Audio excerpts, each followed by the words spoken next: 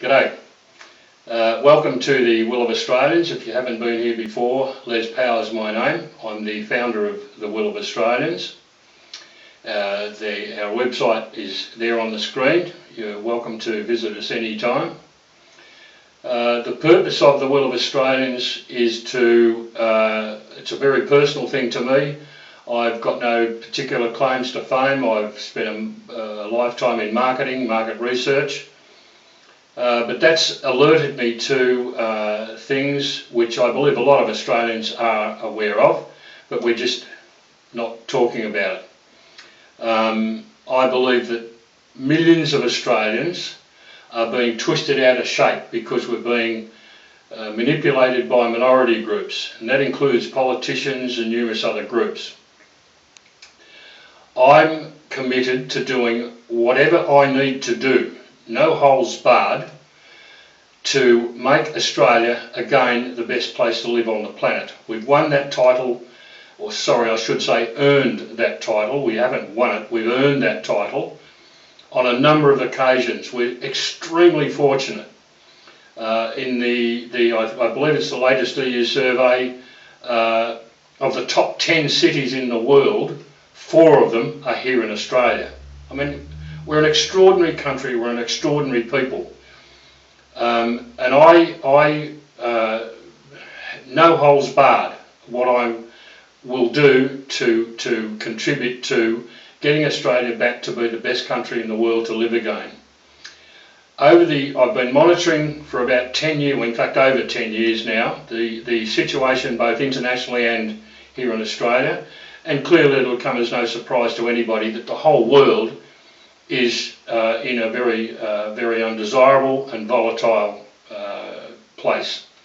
Australia too is in a very volatile and undesirable place, even though we're much more fortunate than many other countries around the world. But over the last 3 years I have been specifically focusing on world events, what's been happening around the world, what's been happening here in Australia. And in my wisdom, be that as it may, I've determined that we've got 4 most serious problems. And I believe if these 4 problems are not addressed and solved in the best interest of the majority of Australians, we may well lose the Australia that we all love, and if we do, it may well never ever be recovered. What a horrifying thought. In the spirit of that, I've determined, putting aside all of the other problems for the moment, and I believe these 4 problems are the serious issues that we must confront and resolve. The first one is the selling of Australia's assets, which I do not agree with. The second one is the aggressive marketing of the homosexual lifestyle, which I've got no problem with homosexuals at all, none whatsoever. However, some of the things that the homosexual community or whatever are doing, I do not agree with. Things like the Safe School program, transgender toilets, numerous other things I do not agree with. Third thing is our immigration policy at the moment, and this is not a racial thing, this is more a financial consideration, because we are $500 billion in debt. $500 billion in debt. 10 years ago we were in credit, we owed nobody nothing. Now we're $500 billion in debt, we're paying $1.5 billion per month interest on our loans. Horrifying situation. It must be addressed and it must be resolved. The fourth thing is one that's very close to my heart, that most Australians know that we have a constitution, and this is the most powerful document in our land. Nothing overrides this constitution.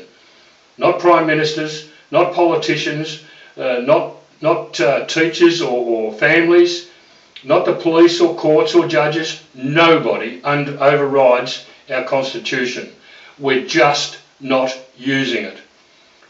Every Australian, you as an Australian citizen and me and every other Australian citizen, has a right to be heard. And if enough of us speak up and make our feelings known, whether the politicians want to abide by our requests or not is irrelevant. If they don't, we have the right to notify Her Majesty Queen Elizabeth II, who in turn will notify her Governor-General here in Australia, a superb Australian in Sir Peter Cosgrove. And Sir Peter Cosgrove will, as he's done before, he will instruct the politicians in Australia, this is what you will do in line with the will of the Australian people. Now, when I started doing this 3 years ago, I was hoping that I would negate the need to do it. But as the 3 years has gone on, and I think most people will recognise this, it's increased the need for me to do what I hoped I would never have to do, and that is to create and deliver a newsletter telling all Australians exactly what's happening around the world, exactly what's happening here in Australia. I mean, most people keep a check on it, and they, well, you know, we don't learn a lot from the media, regrettably, and I believe there are reasons for that. But I believe that we are in the most dangerous crisis that we have ever been in our history. I also believe we are more divided as a nation and as a race of people than we've ever been in our history. I want to try and resolve that. I want to try and change that. There are things that can be talked about, compromises that can be made that can bring us all back together so we forge ahead as a combined, cohesive nation, hopefully that we then again become the best place on the face of the earth to live. I hope you will support the initiative that I'm suggesting, and please stay tuned. Keep the website in mind if you do, if you want to keep up to date, and I will assure you I'm going to do everything I can to get this place back on track. I don't mean that to sound egotistical, but be that as it may, that's what's in my heart. All the best for the moment. Take care. Go Aussie.